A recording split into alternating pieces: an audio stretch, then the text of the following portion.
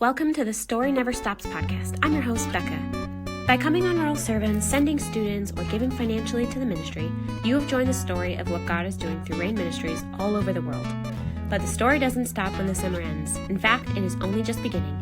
In this podcast, we will be highlighting the stories of those who have been impacted by rural servants and how that story never stopped. Welcome to the Story Never Stops podcast. I'm your host, Becca.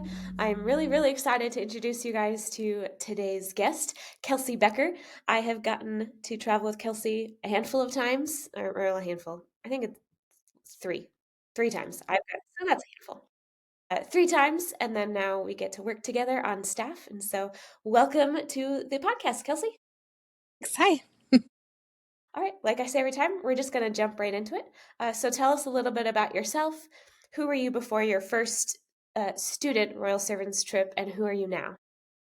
Okay, so I was thinking back to my first student trip, and before my first year as a student, my family had just moved.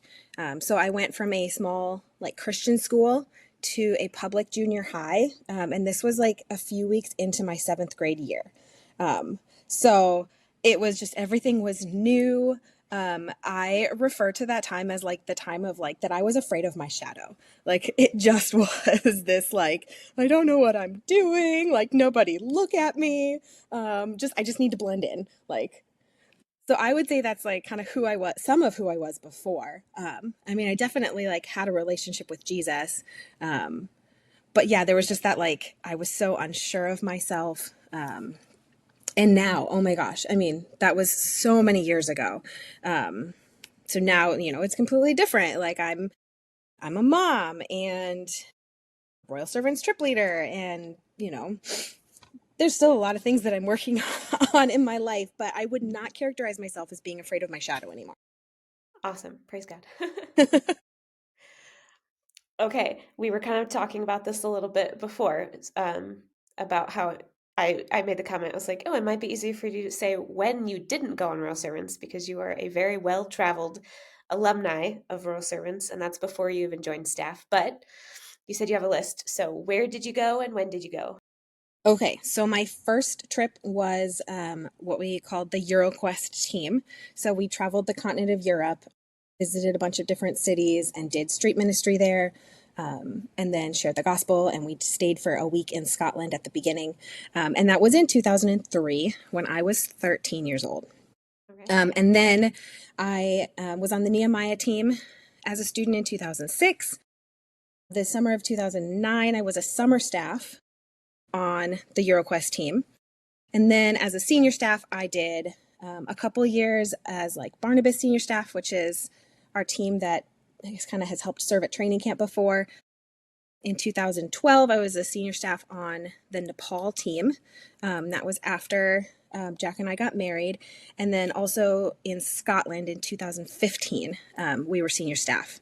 And that was all before we joined staff. And since we joined staff, we were in Ireland for 3 years, 1 year in Costa Rica, and then led the Guatemala team. And now we've had 3 years in Peru. Awesome. Super exciting. And I have gotten to go to Ireland and Guatemala with you and Scotland. Scotland was the first time we ever met, and that was when I was a summer staff. And then Guatemala was Ireland was the first year I was your nanny for little Zeke when he was a baby. And then I got to be almost the rest of your kids' nanny in Guatemala. And now you have another kid, so I haven't been her nanny, but that's our little experience. I've loved traveling with you. That's been so fun. All right. So what led you to come on Royal Servants that first year in 2003? Well, I grew up on Royal Servants. My parents used to lead teams back in the 80s and 90s. So I had been traveling with them since I was 6 months old. And so this was just Royal Servants was home. It was what I was comfortable with. It was what I loved. And I remember one year when we were leading a team and I was 10. That was the last year my parents led a team, and I just wanted to be a part of everything. So they had a specific time where they let me okay, during these specific small group times, you can go hang out with the small group. Obviously wanting to keep space for the students. But since that time, when I was 10, I was counting down the days until I could sign up and go on my own, which is why I went when I was 13. Yeah, I feel like we don't get many 13-year-olds, and they're usually like there's usually a reason. I mean, sometimes there's random kids that like come that are 13, but usually it's like they've heard about it for a long time and they're like, I'm ready to go. Yes, I was definitely ready. So cute. Okay. Obviously, you've been on a lot of trips, but what were some of the highlights of a few of your summers? Okay, some highlights. I think I always go back to my summer as a summer staff in 2009 on EuroQuest. Um, it was probably the hardest thing I had ever done up until that point in my life. But it was also the most rewarding summer. Just being able to pour into the girls that were in my small group. It's a long story. There were a lot of different situations, but I ended up with a very large small group and had 8 girls in my group that summer. And we called ourselves the Brady Bunch. We just loved spending time together, and I gave my everything to them every single second I was awake, which was amazing. And it was only something that I could do because the Lord gave me the strength in that moment. But I still keep in touch with some of these girls, and it's been so cool to see then how the Lord has worked in their lives since that summer and kind of what that summer meant for them. And I think that summer also was just kind of a, I don't know, just showed me that yes, I do love ministry. I do love working with students, and I love being in situations where there's an opportunity to help other people grow and develop, like in their relationship with Jesus. I also have a lot of highlights from my Nehemiah summer, which was a few summers before that. I mean, it was great to be able to learn so many extra things. At that time, Nehemiah was going to Israel, and so we got to like walk in the footsteps of Jesus. And I think just I have one memory of like sitting in the garden, like near the tomb, the garden tomb, and just the time with Jesus, just pouring out my heart and all of the things that I had been struggling through, and really hearing him in a different way. Not that that's the only place you can hear him, but like that's just one of the like I remember that like that moment from my Nehemiah summer. Yeah, it's awesome. So, what was the story that God started in your life on Royal Servants? Um, I think that's kind of where he started just this call to ministry that I have felt on my life, and I always thought that that call to ministry was, call to working with students. And I mean, like I get to do that on Royal Servants. I get to pour into students on our teams during the summer, and I just love that so much. There were a number of years where like I got to spend time with the youth group at our church, hanging out with them and leading small groups of high school girls, which was amazing. But I think since then I have realized that this call to ministry is so much more than that, and that it's so much wider spread. That it's to anyone who's in my life at the time of life that I'm in. And so for many years, it did look like mostly students. But now it looks like my children, the ministry I get to do with my family. I still get to work with students on Royal Servants, which I love. I get to work with students in the classroom for a little bit, like once a week at my kids' school. And I also get to work with other moms, which is something that I never thought I would be doing ministry with adults, um, let alone moms, because I don't feel like I know what I'm doing as a mom. But that has been a wonderful opportunity for ministry that the Lord has also placed into my life. And I think the years on Royal Servants and doing different types of ministry has helped me see that ministry can look like so many different things. That's so true. So, we've talked about on the podcast like what the transition home is like for a lot of alumni, and because it can be easy for some, really hard for others. So, what was life post summer like for you? Was momentum easy to keep, or were things difficult? And I know that might change from summer to summer. Yeah, I would definitely said it changed summer to summer. But as I think back to that first year that I came back, I actually had a friend from my town that came with me on the team, and so there was some piece of like coming home in that transition that it helped because I had her at home with me, and so we didn't have that team that we grew so close to. we kind of had each other, but at the same time, like she went to a different school. And so there was definitely like, some times where it felt isolating, where it was difficult to not have that same community that I was used to. But it was also after that first trip that I came home just really changed and really excited and ready to be a light at my school. And so as an eighth grader, I created a Christian club at the school. We met once a week and we did Bible studies and we prayed for each other and encouraged each other. And that was something that I had no idea how to start anything like this, but it was something I felt God calling me to. And so like I went and talked to a teacher and found a teacher that would host it in her room, and then came up with like, okay, what are we going to do? And like, am I going to be the one sharing all the time, or can I find a few other people to come in and share? And so that was really an impactful thing. And I don't think that that's something that I would have probably jumped into before Royal Servants, especially with the previous year, me just being afraid of my shadow. I never would have started something like that could have possibly failed. And it didn't. It was for the year that I was there and doing that. It was really encouraging. And I think having something like that to start when I got home helped in the transition, because I wasn't just focused on the fact that I didn't have this community. I was focused on trying to develop some type of community that looked kind of sort of not, I mean, it's not the same, but Yeah. to create something like that that wasn't there at my school. Hmm. So I think for my first year, that was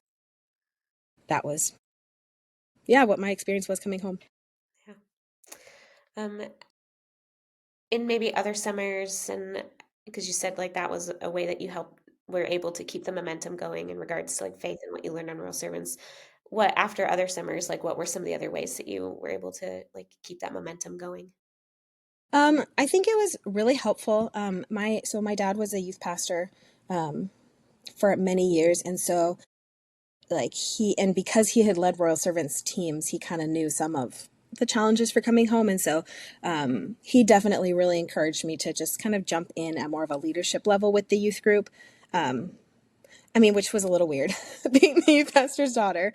But I was able to also get connected with a different youth group in town and try to find ways that I could serve and that I could lead in that setting, which was definitely helpful. And I think, just with all of the summers coming home, yeah, there is a bit of a crash. Like, even on a good summer, like you come home and there is a bit of a crash. There is a bit of just this Yeah. loneliness of where are all my people? I mean, after you get through the first few days of like, there's no people and you're so excited. And then it's like, wait, where's my people? Mhm. But I think for me, the summers that I transitioned the best were summers that I was able to jump back into my church, back into my community or my youth group and give back. And I feel like one of the years, maybe after my first year coming home, like I also definitely dealt with a little bit of pride, which was hard. And it's hard to admit that, and to say that. But having experienced that during the summer, and then all of my other friends, okay, maybe they went to camp, but like, what do you do at camp? Well, yeah, it was a Christian camp, but like, you mostly play and have fun. And so there was this piece of me that was like, okay, but like, I actually did something. And like, I'm actually serious with my faith and you're not. So there was definitely some pride that I had to work through. And again, I think my dad was really helpful in that, helping me see like just because you did this and they didn't doesn't mean that you're better than them. How can you help them like see some of the things that you learned, and how can you help, you know, them see that taking their faith seriously is a positive thing, and like ways that they can do that too.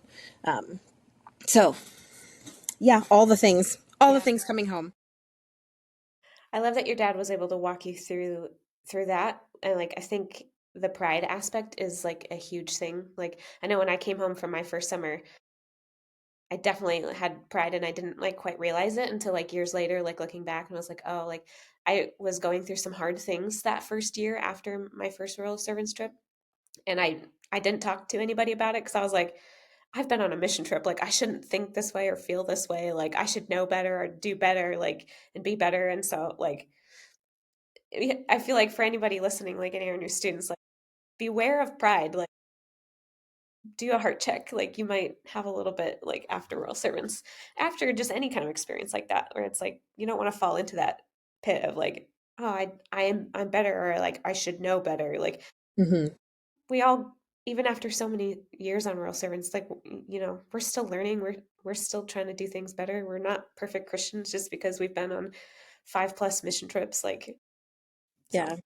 Well, and everyone's at a different place in their faith and in their walk with Jesus. And yeah, so just because your friends didn't go on the Royal Servants trip with you this summer doesn't mean that they didn't have different ways that they like grew in their faith with Jesus during the summer. yeah, It just maybe looked different, but that doesn't mean that they weren't like moving a little bit closer.